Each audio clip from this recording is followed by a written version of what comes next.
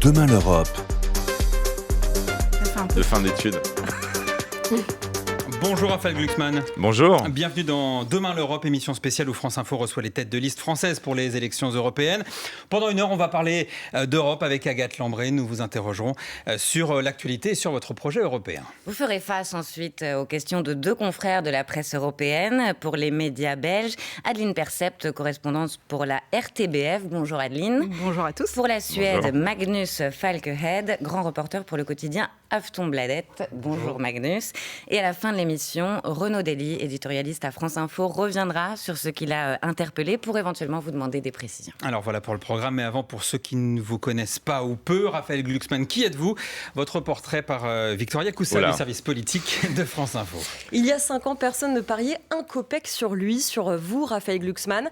C'est cash, mais dans la bouche d'un socialiste de premier plan, la phrase résume le chemin parcouru en l'espace d'un mandat au Parlement européen. Et quel chemin, d'après vos proches? Fini les débats catastrophiques, comme dit l'un d'eux de 2019. Vous êtes devenu, d'après lui, un homme politique, vous, le fondateur du micro-parti Place Publique, allié au PS, compagnon de la journaliste Léa Salamé. C'est un combat emblématique contre l'esclavage des Ouïghours en Chine qui vous propulse. De 3 000, vous passez à 800 000 abonnés sur Instagram, 3 fois plus que Gabriel Attal. Et voilà aujourd'hui les intentions de vote qui décollent jusqu'à 13% dans l'une des enquêtes, loin devant les autres à gauche. À 44 ans, vous vous vantez de stresser tout le monde en menant une campagne pro-Europe, pro-Ukraine, contre le régime russe de Vladimir Poutine, votre éternel combat.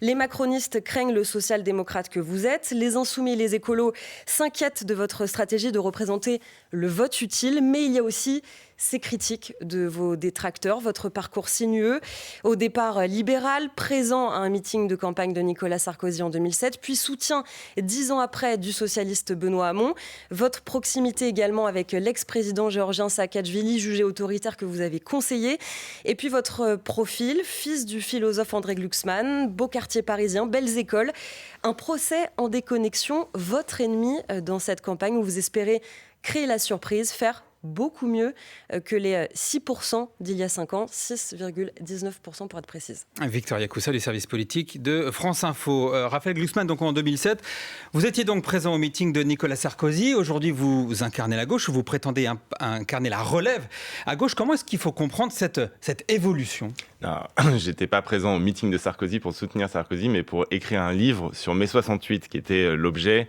des cibles.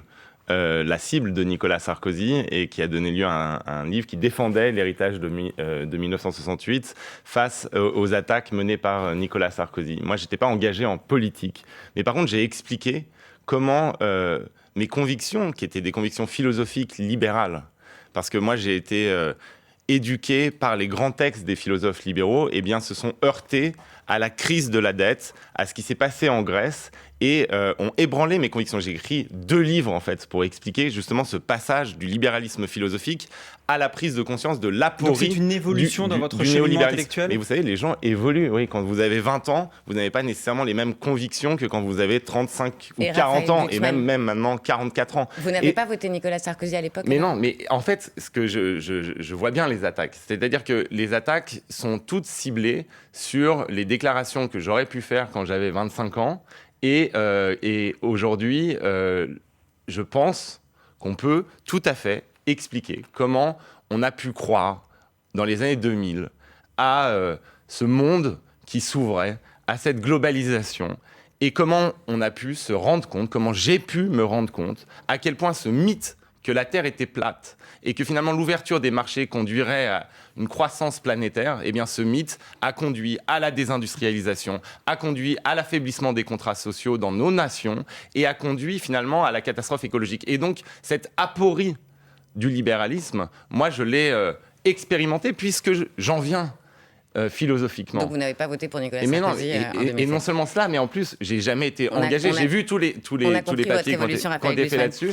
Bon. La France, mauvais élève de l'Europe s'agissant du déficit, cherche économie désespérément. Bruno Le Maire est prêt à un nouvel impôt sur les plus hauts revenus, mais à condition que cet impôt soit au niveau européen et international. Est-ce que l'intention est suffisante selon vous ?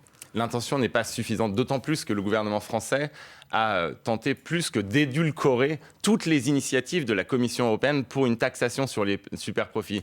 Moi, c'est ma collègue Aurore Lalucq qui, au Parlement européen, a mené le combat pour cette taxation sur les superprofits à l'échelle européenne. Donc oui, il faut taxer à l'échelle européenne, mais non, le gouvernement français n'a jamais été allant sur cette question et a même été plutôt un facteur bloquant. Et donc, vous voulez taxer les superprofits, mais pas les plus hauts revenus. Attendez. Et donc, nous avons, lancé une initiative citoyenne européenne. C'est-à-dire que nous avons lancé une initiative qui doit collecter 1 million de signatures, une sorte de RIC européen, qui doit permettre justement d'imposer une taxation sur les plus hauts patrimoines à l'échelle du continent européen. Parce que ce qu'il se passe aujourd'hui, c'est que les multimillionnaires et les milliardaires payent un taux d'imposition réel qui s'approche en réalité de 0,5%. Et qu'il faut impérativement faire en sorte que ces multimillionnaires et ces milliardaires contribuent à la transition écologique. Et ils ne vont pas quitter l'Europe, ils ne vont pas s'exiler si vous faites ça ? Non, ils n'iront pas à Dubaï. Ils n'iront pas à Dubaï, comme dit Madame Ayé. Et je vais vous surprendre, il y a des millionnaires qui soutiennent notre initiative et qui sont même les co-signataires de cette initiative. Et donc là, on est en train de collecter des signatures partout en Europe, avec nos amis allemands, avec nos amis italiens. Parce qu'en fait, l'enjeu, c'est pas simplement de rétablir l'ISF en France, c'est d'avoir un impôt à l'échelle du continent européen. Et c'est comme cela, non seulement qu'on va rétablir le sens de la justice dans nos sociétés, et c'est aussi comme cela qu'on va abonder des ressources propres de l'Union européenne. Si on veut que l'Union européenne investisse dans la transition écologique, si on veut que l'Union européenne investisse dans des projets sociaux, eh bien, il faut qu'il y ait un budget européen. Et cela, personne n'en parle. Et nous pensons, avec des fiscalistes comme Gabriel Zucman, qui ont travaillé sur la question, eh bien, que cet impôt-là peut rapporter jusqu'à 200 milliards d'euros au budget européen. Et donc, on aura enfin une capacité budgétaire européenne pour financer des projets d'intérêt général. Mais sur quelle assiette, à partir de quel niveau de revenu ou de patrimoine ? On est riche à partir de quel niveau ? Ne vous inquiétez pas, ce ne sera pas le pêcheur de l'île de Ré. On a focalisé justement sur les 0,1% les plus riches, c'est-à-dire que ne seront concernés que des multimillionnaires et des milliardaires. L'assiette, elle doit encore être discutée. Il faut déjà qu'on obtienne le million de signatures pour qu'ensuite la Commission européenne, en interaction avec le Parlement, discute de l'assiette. Mais on va y arriver. On va faire ensemble en sorte que l'Union européenne porte cet impôt sur les plus hauts patrimoines dans un moment où, en fait, on n'est pas du tout dans un moment anodin de l'histoire. On est face à la perspective de l'effondrement climatique et on sait qu'on a besoin d'investissements massifs. Et vous dites que cet impôt servira à lever des fonds pour la transition, Raphaël Glucksmann. Mais juste, vous parlez aussi de rétablir l'ISF, l'impôt sur la fortune en France. À partir de combien on est riche selon vous ? Non, justement, je parle de le faire à l'échelle européenne. Mais vous avez aussi parlé de l'ISF. Oui, pas au niveau français, uniquement au niveau européen. C'est pas simplement en France qu'il faut le faire. Il faut le porter à l'échelle européenne. Ça ne vous aura pas échappé de toute façon que là, le débat qui va nous occuper pendant les semaines et les mois qui viennent, c'est un débat européen. Et nous, ce qu'on veut montrer, c'est qu'en fait, l'Europe peut être un vecteur de progrès social, que l'Europe peut être un vecteur de justice, qu'on n'est pas condamné à des politiques néolibérales à la tête de la Commission européenne. Et d'ailleurs, on l'a vu dernièrement. Qui propose une extension des droits sociaux en ce moment ? Ce ne sont pas les gouvernements nationaux, c'est la Commission européenne. Par exemple, sur la directive sur les travailleurs des plateformes. On va en parler, Raphaël Glucksmann, mais juste un mot, pardon. Vous avez dit récemment que vous vous sentiez plus proche de la France insoumise sur la question de la fiscalité des plus riches. C'était sur BFM TV. Les insoumis, eux, au-delà de 400 000 euros par an, ils veulent quasiment tout prendre avec un taux d'imposition à 90%. Je répondais à une question qui m'était posée et qui me dit « Oui, mais sur l'Ukraine, vous êtes plus proche d'Emmanuel Macron que de Jean-Luc Mélenchon ». Et je répondais « Oui, indéniablement. Et sur la question de la justice fiscale ou de la justice sociale, eh bien, je me sens plus proche de l'inverse. Et donc, vous voulez annuler la dette comme Jean-Luc Mélenchon parce que... Non. C'est pas très très grave, comme disait Adrien Quatennens. Je n'ai jamais dit que la dette n'était pas grave. Par contre, ce que je dis, c'est que quand on cherche de l'argent, eh bien, le fait que le gouvernement français ait comme première cible l'assurance chômage et le fait d'aller taper les droits des chômeurs, eh bien, ce n'est pas juste et ce n'est pas efficace. Et que quand on a des super profits qui sont en train de battre tous les records dans les grands groupes du CAC 40, quand chaque année, en fait, on a un record de dividendes versés, eh bien, il me semble que l'argent à aller chercher, il est beaucoup plus de ce côté-là que du côté du fait de renier les droits des chômeurs. Est-ce que vous pouvez nous confirmer que vous avez voté contre l'accord de libre-échange avec la Nouvelle-Zélande ? Oui, j'ai voté contre l'accord de libre-échange avec la Nouvelle-Zélande, contre l'accord de libre-échange avec le Vietnam, contre l'accord de libre-échange avec le Chili. Sur la Nouvelle-Zélande, par l'écrasante majorité de votre groupe au Parlement européen, a voté en faveur de cet accord. Comme l'écrasante majorité du groupe des Verts, et c'est un grand débat que nous avons au sein de nos groupes, effectivement, sur la question du libre-échange. Et nous avons dit deux choses. Eh bien, tant qu'on n'aura pas des mesures miroirs, il faut un moratoire sur ces accords de libre-échange, c'est-à-dire que tant qu'on n'imposera pas aux productions qui rentrent en Europe les mêmes normes qu'on impose à nos producteurs, et deuxièmement, eh bien, qu'il faut une exception agriculturelle, c'est-à-dire qu'il faut protéger nos producteurs agricoles. Quand on impose des normes fortes à nos propres productions, eh bien, laisser rentrer en masse des produits qui ne respectent pas les mêmes normes dans la production ou dans l'élevage, c'est pas du tout sauver la planète, c'est tuer nos producteurs. Mais Raphaël Glucksmann, donc vous demandez, en fait, vous espérez que votre groupe au Parlement européen, les sociodémocrates, passe devant la droite aux européennes. Donc vous demandez à vos électeurs de donner de la force à un groupe qui ne défend pas les mêmes choses que vous. Alors, de donner de la force à un groupe qui défend la taxation sur les superprofits, à un groupe qui défend l'impôt sur la fortune. Mais qui est pour les accords de libre-échange. Et un groupe qui se divise sur les accords de libre-échange comme c'est pas le seul d'autres sujet groupes de divergence. qui se divisent sur les accords de libre-échange comme d'autres groupes. Et nous sommes en train de faire basculer les majorités au sein du groupe social-démocrate. Quand on prend par exemple la question du Mercosur, eh bien aujourd'hui, nous avons constitué un groupe à l'intérieur de ce groupe social-démocrate qui va l'emporter, qui va faire en sorte qu'on abandonne le Mercosur. Et en fait, moi, ce que je dis simplement, c'est qu'en nous donnant des voix, en nous donnant de la puissance, eh bien, on va opérer la bascule de la social-démocratie européenne vers une remise en cause du logiciel. Typiquement le Mercosur, même Emmanuel Macron au Brésil.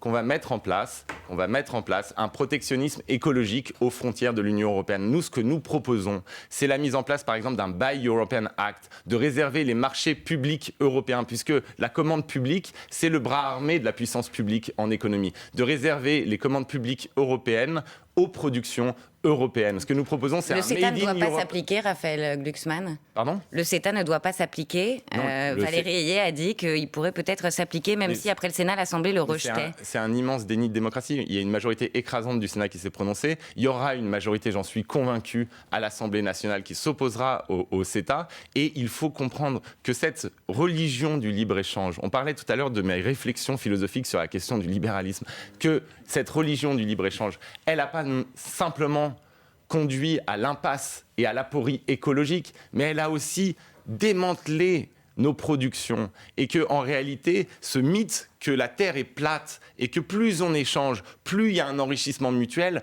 il n'a pas bénéficié à nos sociétés. Il a au contraire conduit à la désindustrialisation, à la multiplication des délocalisations, à la concurrence déloyale, et que c'est simplement un sentiment de justice qu'il faut rétablir. Quand vous imposez des normes à vos producteurs, eh bien vous ne devez laisser rentrer sur votre marché que des produits qui respectent ces mêmes normes, sinon ça s'appelle de la concurrence déloyale et vous mettez à mal votre production. Je vous arrête là, Raphaël Glucksmann, tête de liste du Parti Socialiste et Place Publique pour les Européennes. On se retrouve dans un instant avec d'autres questions d'Agathe Lambré et de nos journalistes européens. Mais pour l'heure, c'est l'heure du Fil Info avec Mathilde Romagnan. Il est 8h45 sur France Info. Suspension jusqu'au début des vacances d'avril des messageries des ENT, les espaces numériques de travail dans les collèges et les lycées. Ces plateformes sont visées par des piratages un peu partout en France. Depuis une semaine, des messages de menaces d'attentats ont été envoyés. Des renforts militaires et policiers viendront de l'étranger pour sécuriser les JO de Paris. Les besoins sont énormes pendant cette période selon le ministère des Armées et la France est en alerte maximale face à la menace d'attentat. Il faut 2200 agents supplémentaires pour compléter les effectifs. L'enquête pour viol et agression sexuelle visant Jean Lassalle a été classée sans suite. C'est une information France Bleu Béarn Bigorre. Jean Lassalle, tête de la liste Alliance Rurale aux élections européennes, s'est dit soulagé. 2 départements sont aujourd'hui en vigilance orange pour vent violent, le Rhône et la Loire. La ville de Saint-Étienne décide de fermer ses parcs, cimetières et enceintes sportives. Des rafales allant jusqu'à 110 km/h sont attendues. France Info. Demain l'Europe. Agathe Lambré, Jean-Rémy Baudot. Avec Raphaël Glucksmann, aujourd'hui tête de liste socialiste et Place Publique aux Européennes. C'est au tour de Magnus Falkehed pour la Suède, grand reporter pour le quotidien Aftonbladet, de vous interroger sur la guerre en Ukraine. Oui, bonjour monsieur. Bonjour. En effet, donc, les 2 dernières années, j'ai beaucoup voyagé le long du front en Ukraine, donc je suis très heureux de vous poser quelques questions là-dessus. Et pour commencer, comme les mots ont quand même un sens, vous avez beaucoup parlé d'entrer en économie de guerre. Qu'est-ce que c'est exactement pour vous ? Quelle voilure est-ce que ça doit prendre ? Laissons tomber les théories et les abstractions?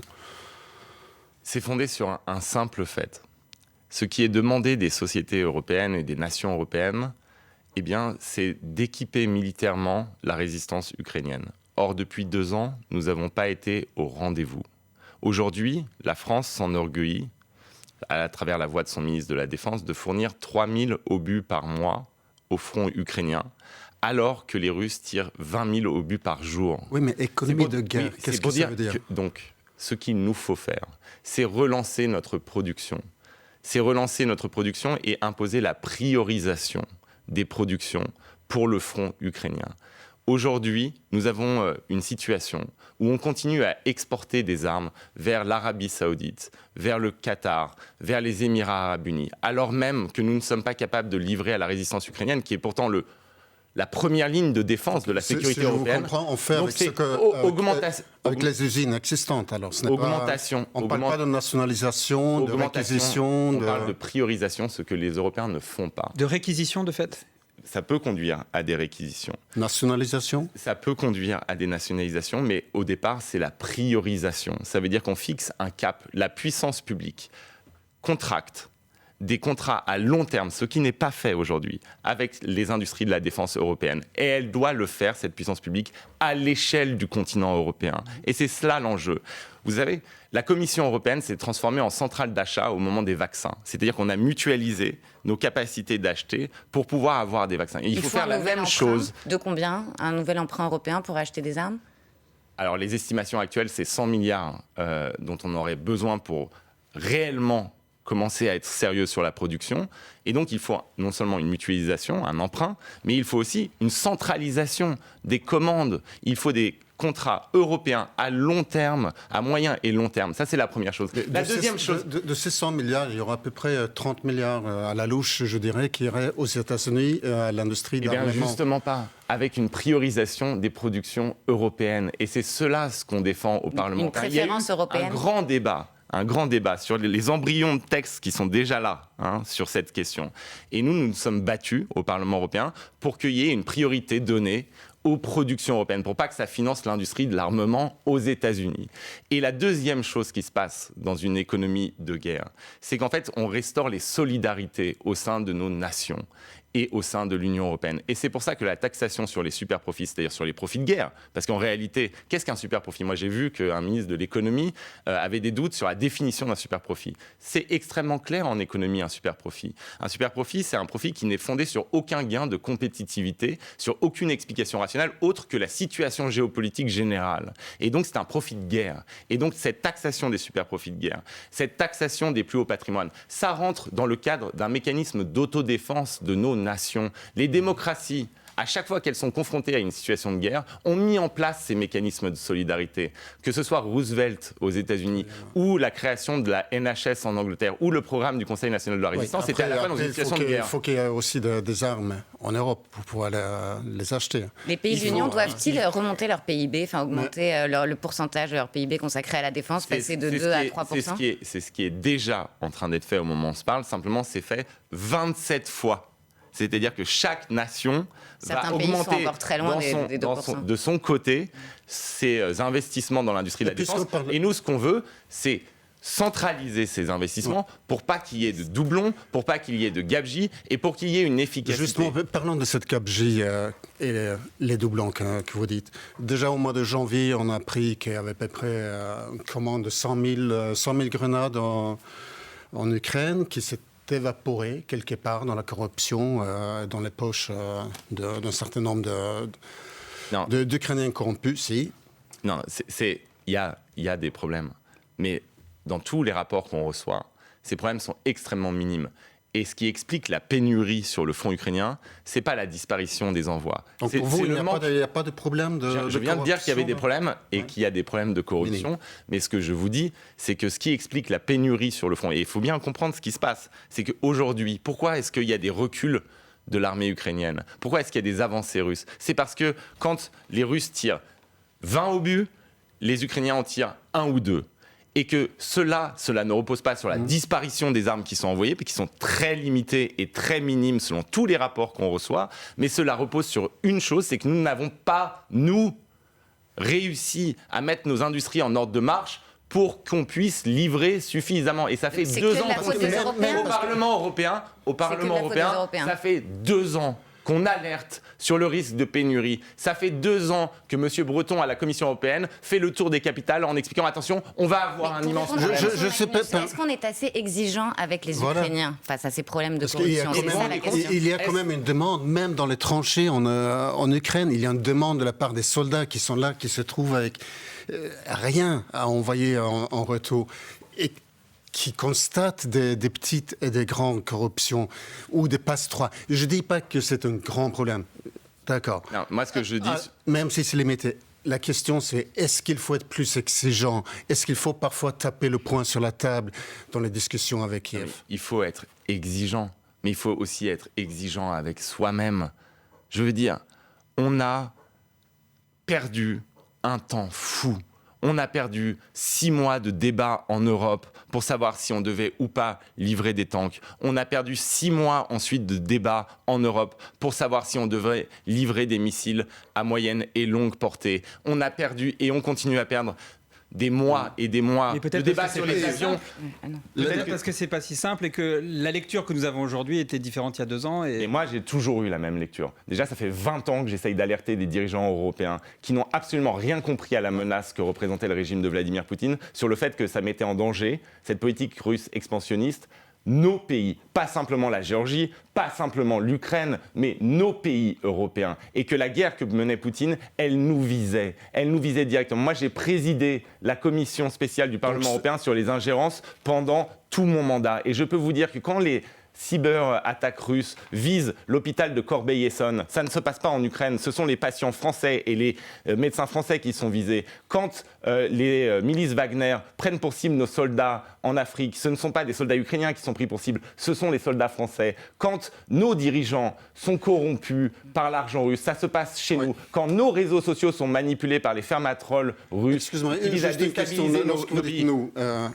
Dans ce nous, l'Union européenne, est-ce qu'il faut inclure l'Ukraine là-dedans? Est-ce que vous avez peur ou non des déséquilibres économiques, voire politiques? Est-ce que c'est juste une mauvaise posture ou est-ce qu'il y a un réel problème là? Il faut intégrer l'Ukraine à l'Union européenne pour l'Ukraine et pour l'Union européenne. Mais cela ne se fera pas en 2 minutes. C'est un processus long où l'Ukraine doit se réformer, doit intégrer ce qu'on appelle l'acquis communautaire sur les questions de corruption, d'oligarchie, sur les questions d'état de droit, mais aussi sur les questions de normes de production.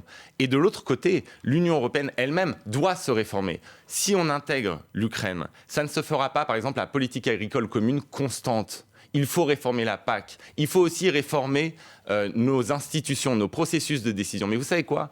Les réformes qui sont rendues nécessaires par l'élargissement et par l'intégration de l'Ukraine et la réunification du continent européen, ces réformes, elles sont de toute façon nécessaires. La politique agricole commune telle qu'elle existe aujourd'hui est de toute façon injuste et non viable et anti-écologique. Et 80% des subventions de cette politique agricole commune vont à 20% des exploitations. Pourquoi ? Parce que les subventions sont fondées sur l'hectare et la production et pas sur l'emploi et l'utilité écologique. Nous portons une réforme de la politique agricole commune qui permettra une intégration de l'Ukraine sans douleur pour nos agriculteurs. Et donc les réformes que nous devons faire pour intégrer l'Ukraine, de toute façon, nous devons les faire. On retient le sans douleur. Mais sur l'Ukraine toujours. Néanmoins, reste en Ukraine. Oui. C'est vrai que le GFR à tour de bras à Kiev en ce moment, y compris aussi parce qu'ils ont besoin de plus d'hommes sur le front. Donc ils sont en train de durcir maintenant les lois de mobilisation. Et on voit qu'il y a des Ukrainiens hommes qui quittent le pays à la nage ou en achetant des documents, etc. Potentiellement, hypothétiquement, qu'est-ce qu'il faut faire avec ces Ukrainiens qui auront fui l'Ukraine? Est-ce qu'il faut les renvoyer dans les tranchées ou est-ce qu'il faut les laisser ici comme les autres Ukrainiens? Tous les faits que vous donnez sont vrais.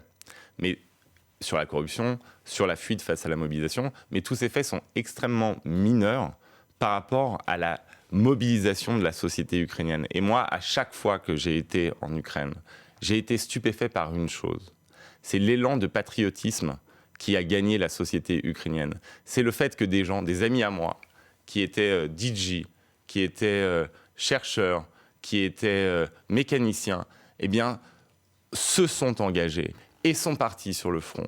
Et donc, cette résistance ukrainienne, la résistance de tout un peuple, elle ne peut pas être réduite avec des cas spécifiques de gens qui refusent la mobilisation. Ce qui est absolument fascinant depuis le 24 février 2022, c'est justement cette résilience de la société ukrainienne. C'est le fait, puisqu'on en parlait, vous avez dit des séries de lois, le fait qu'en pleine guerre, alors que l'Ukraine doit faire face à un envahisseur infiniment plus puissant qu'elle, eh bien, à la Rada, au Parlement ukrainien, on continue à passer des réformes justement sur la question de la désoligarchisation de l'économie ukrainienne, qu'on continue à passer des lois d'égalité, par exemple sur le mariage pour tous, et que finalement, il y a un débat vibrant dans la société ukrainienne. Et moi, ce que je veux retenir de ce qui se passe en ce moment en Ukraine, c'est finalement cette leçon qui est donnée au monde d'attachement aux principes constitutifs de l'Union européenne.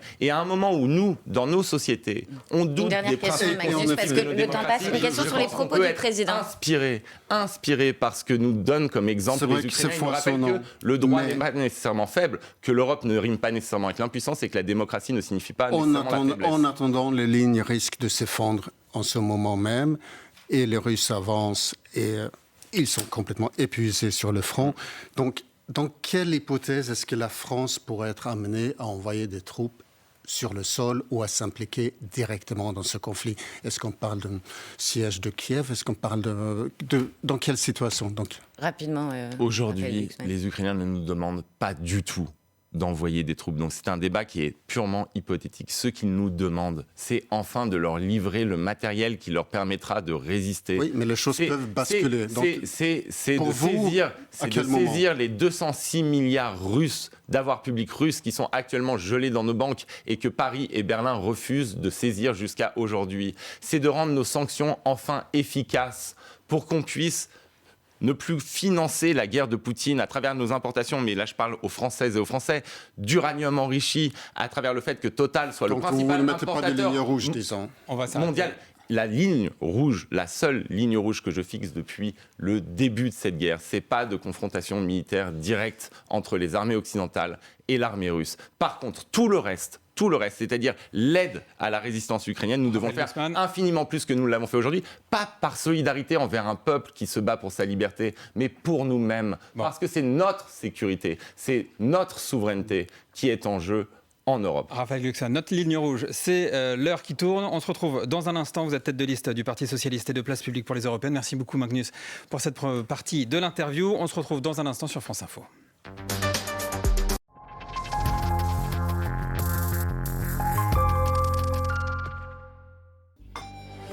Bonjour à tous. À la une ce vendredi, les chiffres de l'inflation qui viennent d'être diffusés, plus 2,3% sur un an au mois de mars. Une inflation qui ralentit en France après une hausse de 3% en février. C'est ce que donnent les données provisoires de l'INSEE qui invoquent un ralentissement de la hausse des prix de l'alimentation, des services, du tabac, de l'énergie et des produits manufacturés. Dans le reste de l'actualité, un rassemblement a lieu ce matin devant le lycée Maurice Ravel dans le 20e arrondissement de Paris en soutien à son ancien proviseur qui a démissionné cette semaine pour des raisons de sécurité, on le rappelle. Il était la cible de menaces de mort après avoir demandé à une élève de retirer son voile. Si vous êtes professeur, parent ou élève, ne soyez pas surpris si vous ne parvenez pas à vous connecter à votre ENT ce matin. L'ENT, c'est votre espace numérique de travail. Les messageries, en effet, ont été suspendues à titre préventif. Décision de la ministre de l'Éducation nationale, Nicole Belloubet, après la succession de piratages et de menaces d'attentats visant des établissements scolaires. Je vous propose d'écouter Marina Ferrari, secrétaire d'État au numérique. Elle était sur notre plateau hier. Je crois que c'est une mesure de protection qui s'imposait dans la situation que nous vivons aujourd'hui. Ça empêchera justement des entrants de venir nous pousser des messages comme ça a été le cas et qui sont de nature à traumatiser les enfants.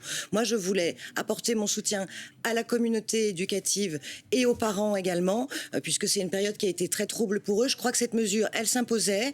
Elle va nous permettre de conduire tous les audits de sécurité nécessaires, de réinitialiser les mots de passe et de sécuriser derrière à nouveau ces messageries des espaces de travail numérique.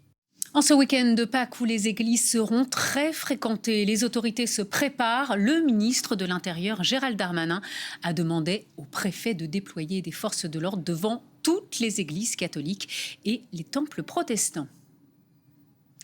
Un homme dangereux et qui ne reconnaît rien. Ce sont les mots de l'avocat général hier au procès de celui que l'on appelle le violeur de Tinder. Une condamnation à 19 ans de réclusion criminelle a été requise hier devant la cour criminelle de Paris à l'encontre de Salim Berrada, accusé de viol ou agression sexuelle par 19 femmes. Voilà, restez sur France Info. Tout de suite, vous retrouvez votre rendez-vous Demain l'Europe, la suite de l'émission, avec pour invité cette semaine Raphaël Glucksmann. Moi, je vous souhaite une excellente journée. Je vous dis à demain matin pour la matinale week-end de France Info.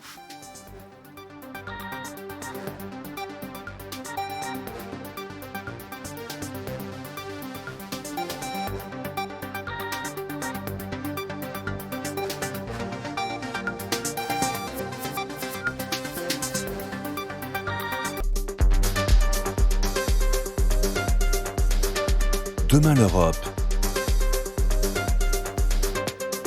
Retour sur le plateau de Demain l'Europe avec vous, Raphaël Glucksmann. Merci beaucoup d'être avec nous jusqu'à 9h30. Je passe la parole à Adeline Percept, qui est correspondante pour la RTBF à Paris. Bonjour. Il a fallu plus de 3 ans de négociations pour que les Européens se mettent enfin d'accord sur le pacte asile et migration. On est dans la phase finale. Les textes sont ratifiés par vous, les députés européens. Ce paquet de mesures prévoit entre autres la solidarité des États pour répartir les migrants, mais aussi le filtrage des personnes aux portes de l'Europe. Je voulais savoir, votre groupe parlementaire soutient ce pacte, mais vous, Monsieur Glucksmann, comment allez-vous voter en particulier le 10 avril prochain à Bruxelles sur le filtrage des migrants aux portes de l'Europe? Je vais voter contre.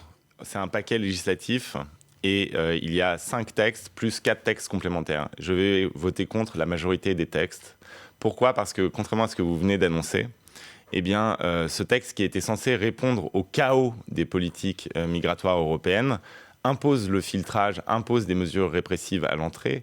C'est un compromis. C'est un texte de compromis entre la droite, la gauche, le centre. Non, mais par contre, n'impose absolument pas la solidarité et une politique migratoire commune. L'enjeu, c'était de sortir du chaos créé par ce qu'on appelle Dublin, c'est-à-dire un système d'accueil qui fait peser l'ensemble du poids sur les pays d'entrée, l'Italie et la Grèce. Eh bien, la solidarité dont vous parlez, elle n'est pas apportée par ce pacte parce que nous avons cédé face à Viktor Orban, parce que nous avons cédé à l'échelle européenne face au régime hongrois. Et qu'en réalité, aujourd'hui, il n'y a pas de répartition prévue par le pacte. On peut, par exemple, quand on est Viktor Orban, décider que sa contribution à la solidarité européenne, c'est de financer des barbelés autour de la Hongrie et non pas d'accueillir des demandeurs d'asile. Donc vous voulez que tous les pays européens accueillent plus de migrants? Pour vous, il n'y a pas assez d'immigration, il faut accueillir encore plus? C'est pas accueillir plus, c'est comprendre que c'est un enjeu européen. Et que donc, quand on rentre dans le système d'asile européen, eh bien, les gens ne veulent pas aller en Italie ou en Grèce, ils veulent aller en Europe. Et que donc, c'est les nations européennes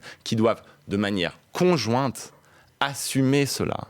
Et donc répartir, oui, les demandeurs d'asile entre les différentes nations européennes. Sinon, ce que vous avez, eh bien, c'est le chaos en Italie et en Grèce. Mais pour vous, il ne faut pas filtrer, il ne faut pas dire aux gens qui n'ont quasiment aucune chance de se voir donner l'asile de rentrer quand même. Enfin. Alors déjà, il faut respecter les conventions internationales, c'est-à-dire qu'on a le droit de demander l'asile, mais par ailleurs, le texte, en l'occurrence, prévoit, par exemple, que quand vous êtes dans une situation de crise, eh bien, il faut avoir 50% d'acceptation selon sa nationalité pour pouvoir rentrer dans le système de demande classique. Eh bien, cela, c'est pas possible parce qu'en fait, ça nie totalement la demande individuelle et que d'autre part, ça conduirait à des situations absolument contraires aux engagements des pays européens. Et par ailleurs, ce qu'on nous avait vendu et ce qui a été tué par Orban et le Conseil européen, puisque moi, j'étais tout à fait d'accord avec le compromis qui avait été trouvé au Parlement européen. Mais ce qui a été tué par le Conseil européen, c'est cette idée de politique migratoire commune européenne. Et en réalité, ce pacte, je vais vous le dire, dans 3 ans, on aura à nouveau une discussion et à nouveau un pacte parce qu'on n'aura toujours pas construit la politique migratoire européenne. Vous avez déjà dit, il faut aussi créer des voies d'immigration légales. Alors, très concrètement, comment vous faites? Et c'est encore ce qui est raté dans ce pacte. Est-ce qu'il faut plus de hotspots, ces centres d'enregistrement de première demande? Il faut des voies d'immigration légale. Mais comment? C'est la première des choses, déjà, c'est qu'il faut sauver les gens qui meurent en mer Méditerranée, parce que tout le monde s'est habitué au fait que notre mer soit devenue un cimetière. Et là, il n'y a pas un mot dessus dans ce pacte. Il faut relancer les opérations de sauvetage. Ensuite, il faut des voies légales d'immigration. Pourquoi ? Pour une raison très simple. Pour pouvoir créer des migrations pendulaires qui sont légales. Et nos économies ont besoin... Mais aujourd'hui, c'est fait en accords bilatéraux. Et il faut que ce soit fait à l'échelle européenne. C'est-à-dire qu'on identifie nos besoins d'une manière profondément réaliste. Mais donc il y aurait des quotas ? Mais on identifie nos besoins, des quotas pas en fonction des nationalités, des quotas en fonction des besoins des économies européennes. Donc il y aurait ce que veulent les entreprises. Des immigrations de travail. Regardez ce qui s'est passé en Italie. Madame Meloni a battu les estrades en expliquant qu'elle allait installer un blocus en mer Méditerranée, qu'elle allait installer l'immigration zéro. Elle avait en gros le même projet que Jordan Bardella et toutes les extrêmes droites européennes. Elle arrive au pouvoir et elle se rend compte, mais il faut avoir le courage de le dire, que sans immigration, l'Italie s'effondre. Il faut avoir le courage de dire, je sais que c'est pas populaire aujourd'hui de dire une chose pareille, mais en fait, ce mythe des murs absolus et de l'immigration zéro, c'est pas simplement des morts en Méditerranée, c'est la mort de nos sociétés. Très concrètement, parce qu'en fait, on a créer un statut juste de réfugié climatique, comme le demandent les Insoumis, rapidement. Il faut prendre en compte la crise climatique dans les demandes d'asile. Donc il faut créer un statut spécifique il faut un angle, pour les réfugiés climatiques. C'est un statut spécifique. Il faut un angle que ce soit pris en compte. Mais au-delà de ça, moi, je veux revenir sur l'idée que j'étais en train de développer justement, parce que vous m'avez dit comment vous faites. Oui, c'est la question d'Adeline. Eh bien, vous avez des capacités à délivrer des visas. Aujourd'hui, en fait, par peur politique, parce qu'on sent bien qu'il y a un problème d'intégration, que donc il y a une révolte qui parcourt l'Europe et une affirmation de l'extrême droite sur cette question-là. Eh bien, on n'assume pas. On n'assume pas, mais c'est pas moi qui le dis, c'est même Ursula von der Leyen qui le dit quand elle va à Lampedusa.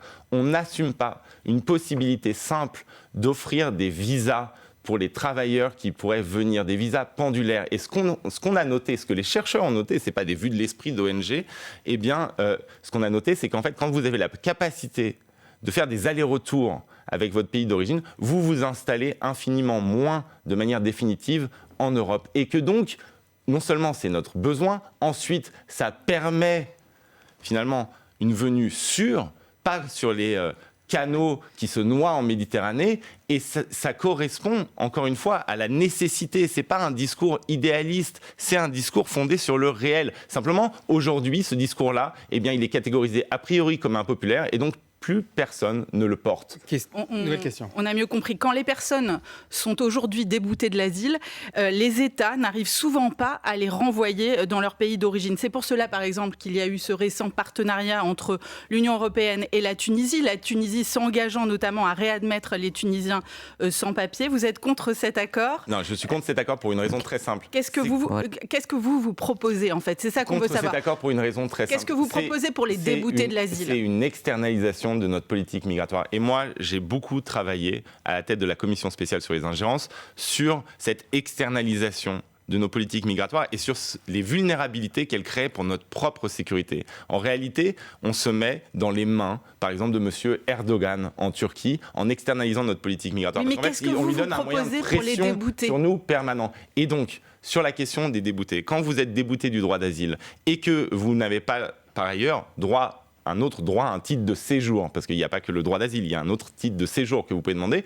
eh bien, pour faire appliquer ces OQTF, il faut un accord à l'échelle européenne entre les pays de provenance et l'Union européenne qui comprendra deux choses, la réadmission et l'octroi de visas, justement. C'est dans une négociation globale qu'il faut intégrer cette question des réadmissions, l'octroi de visas pendulaires, multi-entrées, pour les travailleurs qui trouveront un travail dans l'Union européenne. Je vous posais cette question parce que sur le terrain, notamment en France, on sait que 100 000 personnes sans abri sont en fait des gens qui sont dans les circuits de la demande d'asile.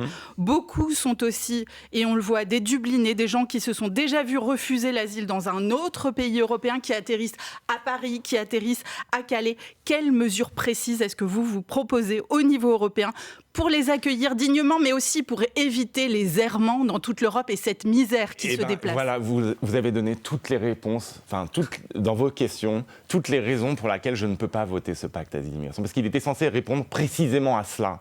Et or, ce qu'il faut pour cela, c'est une harmonisation des règles à l'échelle européenne. C'est sortir de Dublin. Mais Dublin, c'est une catastrophe humaine, c'est une catastrophe politique. Ça crée l'impression du chaos. Ça fait dormir les gens dans la rue. Ça les ballotte de pays en pays. Pour faire quoi? Pour avoir un système unifié d'asile à l'échelle européenne. Un régime commun. Que, en fait, les règles ne soient pas différentes entre la Suède et la France et la Grèce. Parce qu'en fait, ce qu'on crée, c'est Kafka. C'est Kafka. Mais il y a des pays qui ne veulent pas accueillir ces migrants, Raphaël Glucksmann.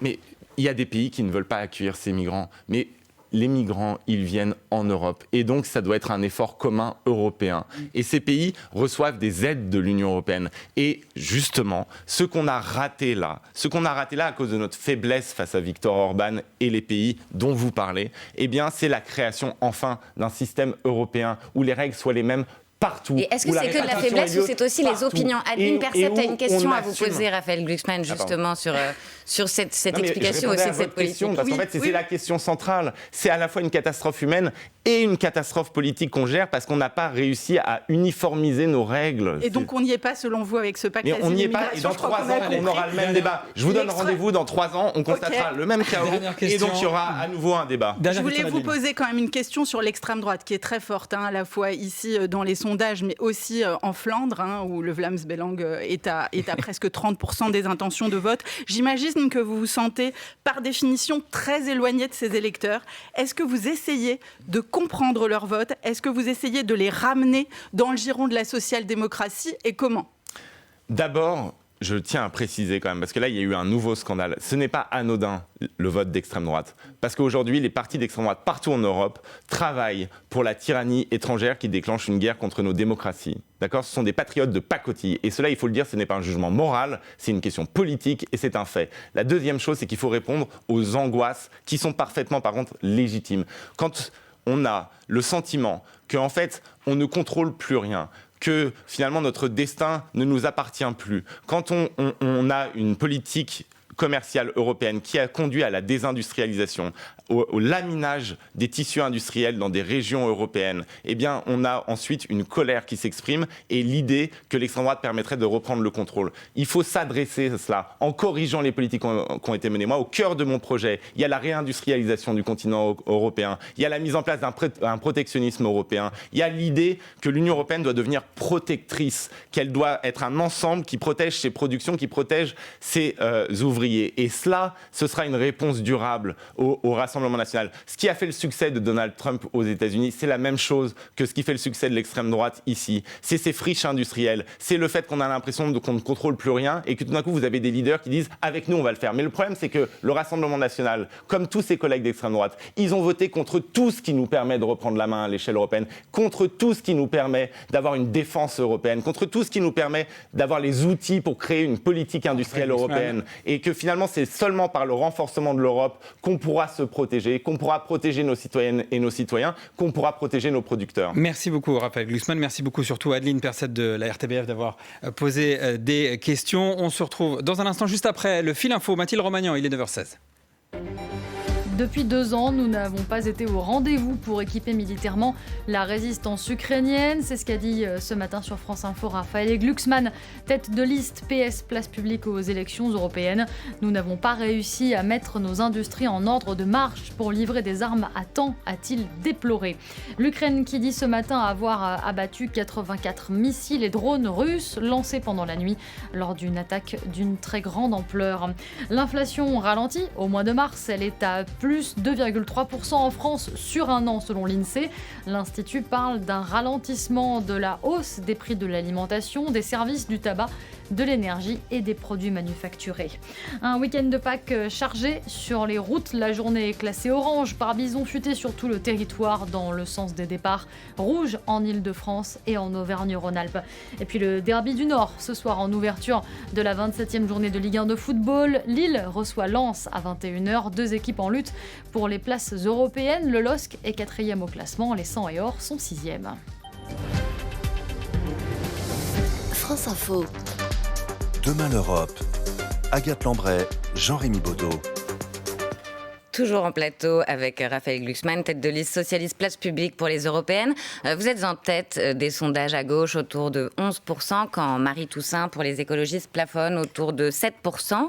Vous qui avez rallié José Bové, ancienne figure de LV, mais aussi Daniel Cohn-Bendit, est-ce que vous appelez la liste écologiste à se retirer dans une logique de rassemblement ?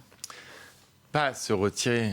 Moi, j'ai toujours dit que j'étais plus couvert à l'idée qu'on travaille ensemble. J'ai toujours dit depuis le début qu'en fait, ce qui doit nous dicter notre stratégie politique, c'est le fond. Et qu'on avait des divergences de fond tellement énormes sur la question européenne, sur la question de la guerre, sur la question du rapport au régime autoritaire, avec Jean-Luc Mélenchon, la France Insoumise, ou même le Parti communiste français, qu'on ne pouvait pas aller ensemble. Mais que par contre, avec les écologistes, eh bien, on a des projets, même s'il y a des nuances, même s'il y a des différences sur le lithium, sur la question de l'énergie, eh bien, des divergences qui ne sont pas insurmontables. Mais par contre, il y a une stratégie qui a été décidée par les écologistes. Moi, je ne vais pas faire ce qu'on appelle le forceur. Et donc, voilà, on continue notre campagne. Il y a une dynamique qui se crée. Pour l'instant, c'est encore fragile. On est au début. C'est encore fragile, mais si ça se confirme dans les sondages, est-ce que vous pourriez reprendre le lead de la recomposition de la gauche, le lead d'une nouvelle social-démocratie ? Je suis quelqu'un d'extrêmement ennuyeux, limité intellectuellement. Donc mon horizon, là, pour l'instant, c'est le 9 juin. Je veux que cette dynamique se concrétise. Je veux qu'on parle d'Europe, parce qu'en fait, c'est l'élection européenne la plus importante de l'histoire, que notre continent est en guerre, qui va se retrouver seul si Donald Trump est président des États-Unis, et qu'on doit faire face à l'immense projet de la transformation écologique seul. Et donc, je veux qu'on parle d'Europe, et je veux que cette dynamique se matérialise. Vous voulez pas dire si vous pourriez travailler avec les Insoumis, par exemple. Je veux que cette dynamique se matérialise. Et en plus, cette élection nous permettra de trancher le rapport de la gauche à la question européenne, de trancher le rapport de la gauche à la question de la guerre en Ukraine, à la question des régimes autoritaires. Ça veut dire que ça viendrait disqualifier, par exemple, typiquement, la position de LFI mais moi, je suis convaincu sur l'Europe, sur une écrasante majorité des électrices et des électeurs de gauche et au-delà, en France, eh bien, sont sur la ligne que nous portons sur les questions européennes, sur l'Ukraine, et que finalement, parmi les électrices et les électeurs qui ont voté Jean-Luc Mélenchon à la présidentielle, une grande partie a voté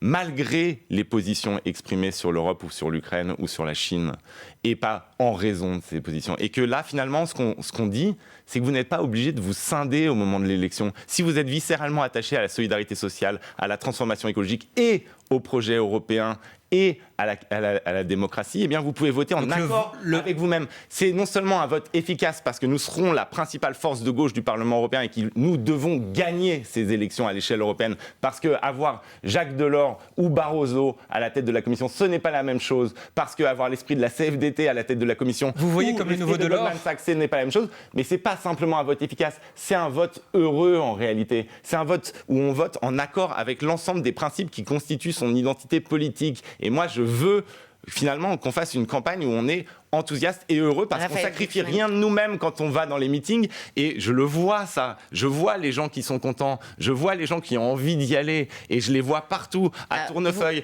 à Nancy. Vous parlez de bonheur, mais il y a aussi beaucoup de noms d'oiseaux et de critiques qui circulent. Un exemple, vous parlez de divergence, la situation à Gaza. Le 17 mars sur France 3, Jean-Luc Mélenchon vous a accusé de vous défiler en refusant de qualifier de génocide la situation là-bas.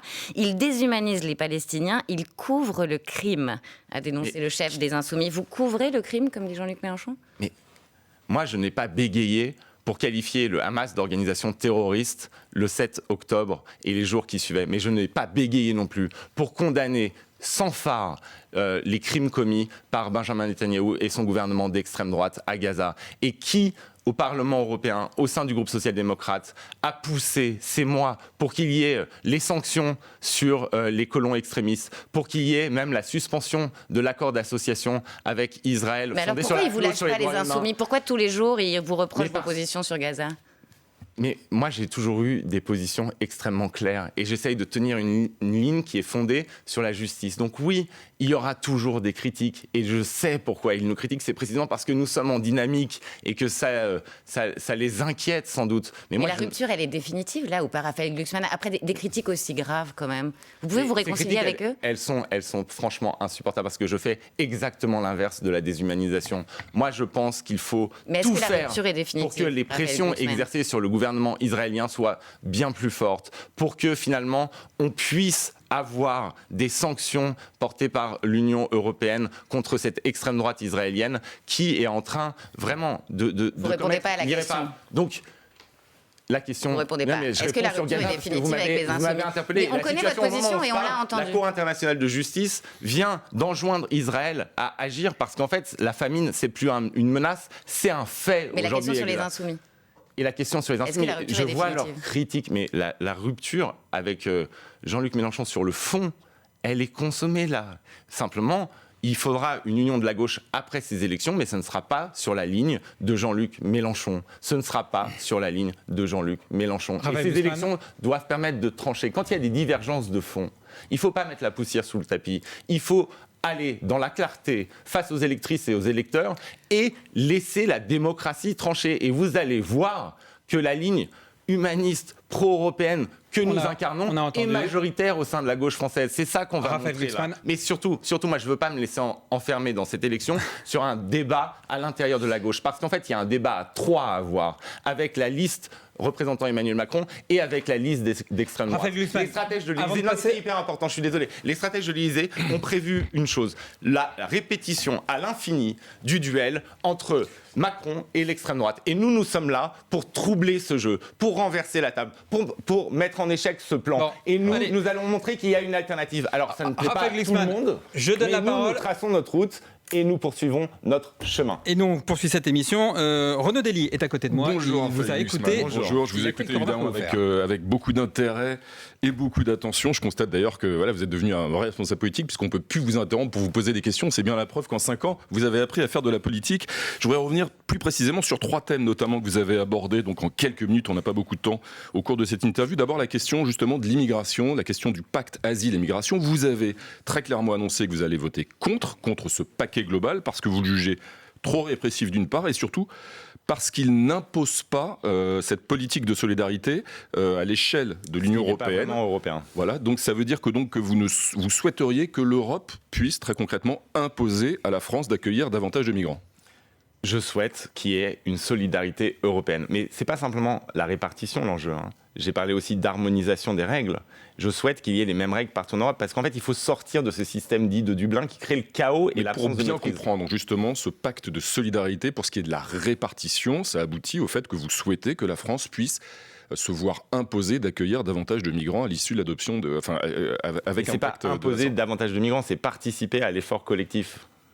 Oui, des sociétés européennes. Dans le cadre de cette politique de solidarité, c'est la même chose. Mais ça visera surtout les pays qui aujourd'hui ne font rien. Je vous signale. Ça visera surtout la Hongrie, ça visera surtout la Pologne. La France aujourd'hui, à vos yeux, elle fait assez en matière d'accueil de migrants ? La France aujourd'hui, elle est dans une situation qui est à peu près la situation médiane en Europe. Et quand il y a une grande crise migratoire, par contre, la France fait extrêmement peu. La vérité, c'est que sur la question de la crise syrienne, qui sont des moments très particuliers, c'est pas les flux continus. Il y a 2 moments très particuliers qui sont arrivés. C'est d'abord la crise des réfugiés syriens, au moment de Angela Merkel en Allemagne, et c'est la crise liée à l'Ukraine et l'accueil des réfugiés aujourd'hui. Sur ces deux sujets, la France n'a pas été au rendez-vous de la solidarité européenne, il faut le dire. Aujourd'hui, la France devrait-elle faire davantage en matière d'accueil ? Vous avez par exemple la France qui accueille beaucoup moins de réfugiés ukrainiens que des pays qui ont pourtant des capacités budgétaires bien moindres. Là, donc je n'évoquais pas simplement l'accueil des réfugiés ukrainiens, mais effectivement vous évoquiez les migrants qui se noient en Méditerranée. La France devrait-elle faire davantage ? La question est simple. La question est simple et la réponse est oui. Parce qu'en fait, il faut soulager l'Italie par exemple. Et juste, ça me permet de souligner une chose. Quand les gens réfléchissent à l'extrême droite comme solution à la question migratoire, il faut savoir une chose, si l'extrême droite gagne le pouvoir en Italie et en France en même temps, ce à quoi nous assisterons, c'est un conflit majeur entre l'Italie et la France. Puisque l'Italie réclame la solidarité européenne. Un autre sujet, une question sur votre soutien à l'adhésion de l'Ukraine à l'Union européenne. Vous l'avez dit très clairement tout au long de cette campagne. Vous avez dit si vous votez pour nous, nous soutiendrons l'adhésion de l'Ukraine à l'Union européenne. Et si vous êtes, je vous cite, farouchement hostile à l'adhésion de l'Ukraine, je vous propose de voter pour la liste du Rassemblement national. Je peux vous dire une chose directement. Est-ce que vous invitez donc les agriculteurs français à voter pour Jordan Bardella ? Est-ce que je peux vous dire une chose très simplement ? Vous avez dit que j'étais devenu un vrai politique. Bon, il y a une chose qui me distinguera toujours de la plupart des politiques, c'est que quand je dis une connerie, je le reconnais.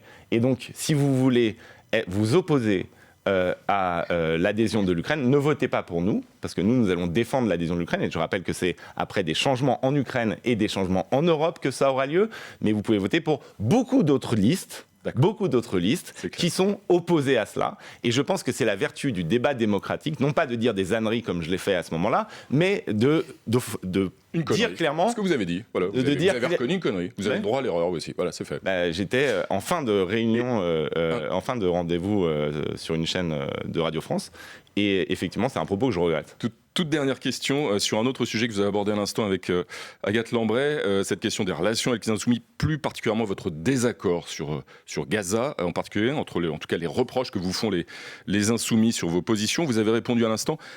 Très précisément, il y a une de vos colistières, Emma Rafovitz, qui est présente sur votre liste, qui est présidente du mouvement des jeunes socialistes et qui a été victime d'un déferlement de haine, d'injures, d'insultes antisémites sous prétexte que son oncle est porte-parole de l'armée israélienne alors qu'elle-même réclame un cessez-le-feu, qu'elle est pour la solution à 2 États.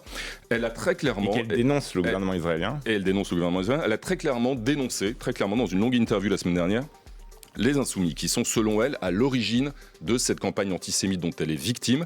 Manuel Bompard, coordinateur de la France Insoumise, a répondu que c'était faux, que les Insoumis n'y étaient pour rien, et il a dénoncé une campagne de dénigrement. Qui a raison ? C'est Emma Rafovitz qui a raison, et ma solidarité est totale, pleine, entière face au déferlement de haine qu'elle subit, que je subis, que d'autres subissent, et il faut vraiment être clair. Je veux dire, les messages qui sont reçus, c'est des insultes à caractère antisémite indéniables. Et il y a une stratégie qui est de, finalement, attaquer, cibler Emma Rafovitz. Et ils viennent des Insoumis. Et Emma Rafovitz. Et il faut impérativement mettre le holà, le stop, et dire... Toutes les divergences sont parfaitement légitimes, mais là, c'est pas des divergences de fond, c'est une attaque ad hominem, c'est une attaque... un procès par association, et c'est finalement une essentialisation antisémite qui a lieu. Et Emma Rafovitz, elle a des positions extrêmement claires, et je la soutiens, je la défends, et je m'opposerai toujours à ce déferlement de haine. On a entendu. Merci beaucoup Raphaël Glucksmann, tête de liste du Parti Socialiste et Place Publique pour les européennes. Merci beaucoup d'avoir été l'invité de cette émission. Je remercie mes confrères, Renaud Dely évidemment, Adeline Perset, Magnus Falkehed, merci beaucoup. Et Agathe, on se retrouve demain évidemment pour une nouvelle interview. L'info continue sur France Info.